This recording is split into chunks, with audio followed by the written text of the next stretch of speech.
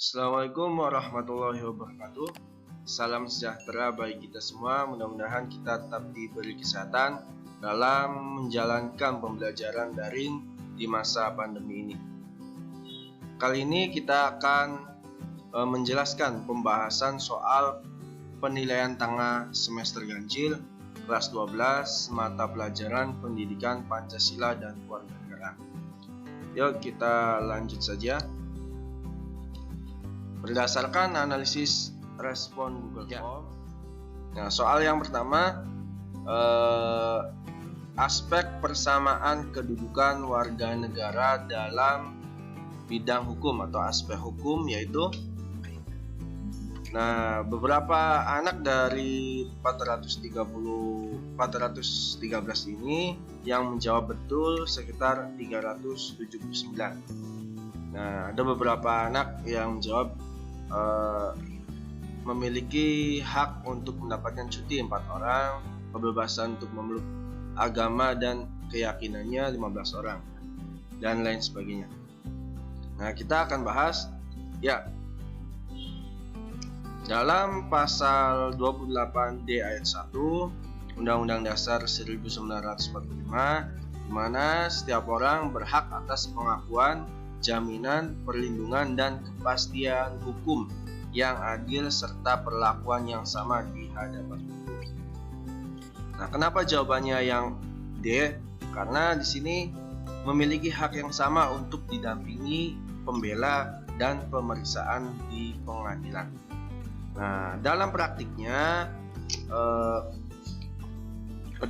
kedudukan warga negara dalam bidang hukum itu sangat luas ya. Salah satunya tadi ya, memiliki hak yang sama untuk didampingi pembela atau di sini sebut saja lawyer ya, atau pengacara ya, dan pemeriksaan dalam pengadilan, atau juga hak mendapatkan jaminan perlindungan saksi dan korban. Jadi dalam proses persidangan atau penyidikan itu saksi dan korban itu mendapatkan jaminan perlindungan.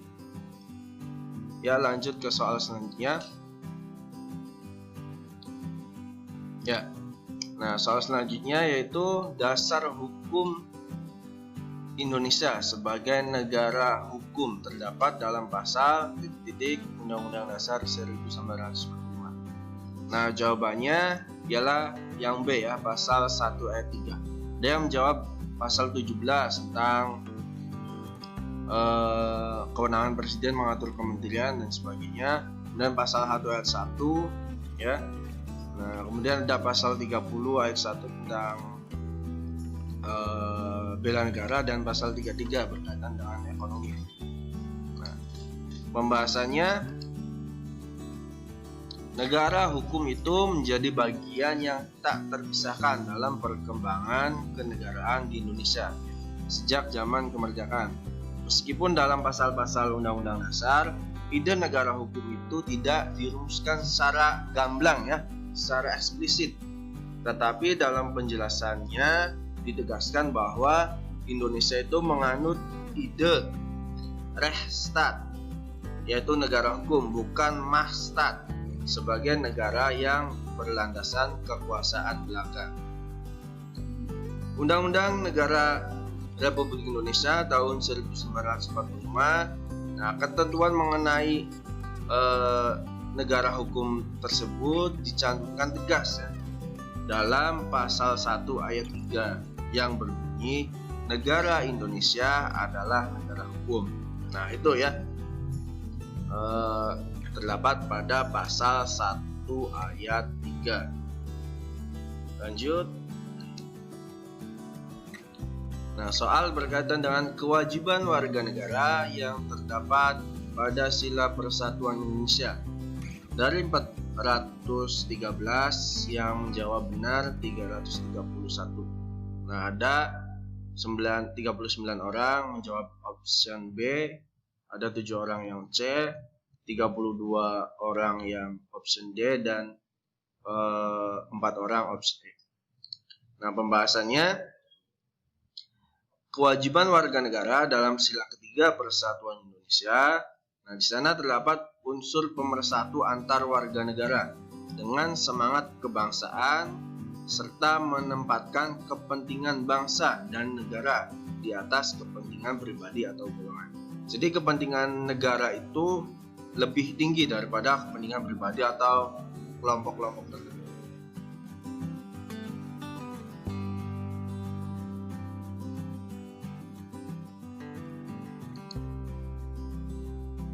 Ya, selanjutnya ilustrasi di bawah ini ya berkaitan dengan pengamalan sila ke. Nah, ini ya ilustrasinya ya. Nah, ayo belajar desain. Apakah ada desain yang original? Ini ya. Sering nggak lihat orang komentar kok mirip sih, ngikutin kali ya, atau bukan karya kamu gitu-gituin sama orang. Nah, ini berkaitan dengan tiru meniru ya atau plagiatisme. Nah, ini ya. Jadi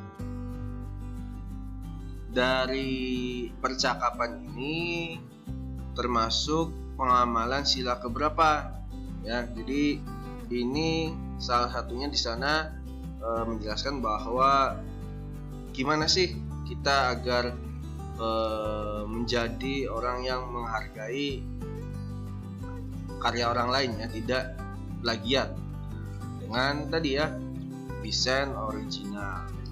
Pembahasannya dalam sila keadilan sosial terdapat pengamalan dalam kehidupan sehari-hari ya. Salah satunya berlaku adil terhadap sesama, menghormati hak orang lain atas dasar keadilan, suka bekerja keras, tidak berperilaku boros ya, tidak bergaya hidup mewah, suka berhemat, tidak melanggar peraturan yang berkaitan dengan kepentingan umum, tidak menyalahgunaan fasilitas umum demi kepentingan pribadi, tidak merusak fasilitas umum, dan tidak malas dalam bekerja. Dan yang ke-11, menghargai karya orang lain ya, atau menghargai hak cipta. Nah, copyright ya, bahasa sekarangnya copyright ya. Nah, itu. Selanjutnya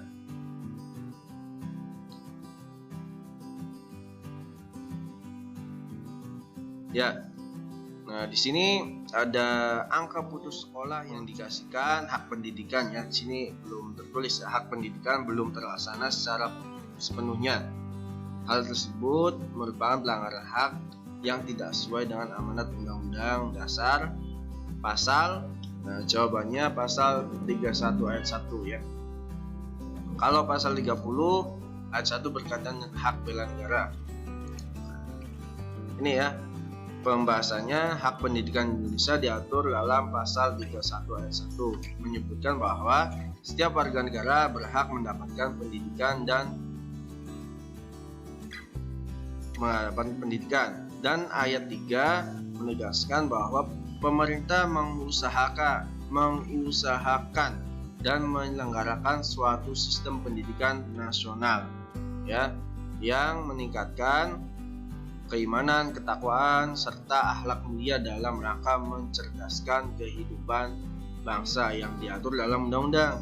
Nah, undang-undangnya itu ini ya, Undang-Undang Nomor 20 Tahun 2003 tentang Sistem Pendidikan Nasional atau Sisdiknas. Lanjut. Nah, upaya bela negara dapat dilakukan dalam berbagai bentuk, yaitu dengan mengikuti kejuaraan di bidang pendidikan yang mengharumkan nama bangsa Indonesia. Hal tersebut merupakan contoh bela negara yang tertulis pada pasal, nah jawabannya pasal 30 ayat 1 ya. Penjelasannya seperti ini ya. Konsep bela negara di Indonesia sudah ada dan itu sudah tercantum dan mendasarkan kepada Undang-Undang Dasar, yaitu pasal 27 ayat 3. Setiap warga negara berhak dan wajib ikut serta dalam upaya pembelaan negara, atau juga di pasal 30 ayat 1. Tiap-tiap warga negara berhak dan wajib ikut dalam usaha pertahanan dan keamanan negara. Nah, itu ya berkaitan dengan hak atau upaya bela negara yang dilakukan oleh warga negara. Nah, kemudian hak dan kewajiban konstitusional tersebut dijabarkan dalam Undang-Undang Nomor 39 Tahun 1999 tentang Hak Asasi Manusia dan Undang-Undang Nomor 3 Tahun 2002 tentang Pertahanan Negara. Lanjut. Nah, yang terakhir ya, sebuah tatanan dalam hukum yang mempunyai kekuasaan untuk mengatur semua kehidupan bermasyarakat, berbangsa, dan bernegara, serta menempatkan hukum sebagai panglima tertinggi dalam melindungi seluruh lapisan masyarakat. Lapisan masyarakat sering diartikan sebagai jawabannya supremasi hukum. Nah, pembahasannya, istilah supremasi hukum adalah bahwa secara etimologis kata supremasi berasal dari kata supremasi yang diambil dari akar kata yang kata sifat supreme yang berarti highest in degree atau highest rank ya, yang artinya berada pada tingkatan tertinggi atau peringkat tertinggi. Sedangkan supremasi berarti highest of authority ya, atau kekuasaan tertinggi. Kata hukum diterjemahkan dalam bahasa Inggris biasanya yaitu law, dalam bahasa Belanda yang artinya sebagai aturan. Nah, menurut Sutanjo Wigno Subroto menyatakan bahwa terminologi supremasi hukum merupakan upaya menegakkan dan menempatkan hukum pada posisi tertinggi yang melindungi seluruh lapisan masyarakat tanpa adanya intervensi oleh dan dari pihak manapun, termasuk penyelenggara negara atau penguasa. Menegakkan dan menempatkan hukum pada posisi tertinggi tanpa adanya intervensi dari pihak eksternal dalam rangka melindungi seluruh lapisan masyarakat oleh Charles Darmawan disebut sebagai kiat yang memposisikan hukum agar berfungsi sebagai komando dan panglima ya. Nah, ini ya, sebagai panglima tertinggi dalam melindungi seluruh lapisan masyarakat, itu yang disebut supremasi hukum ya.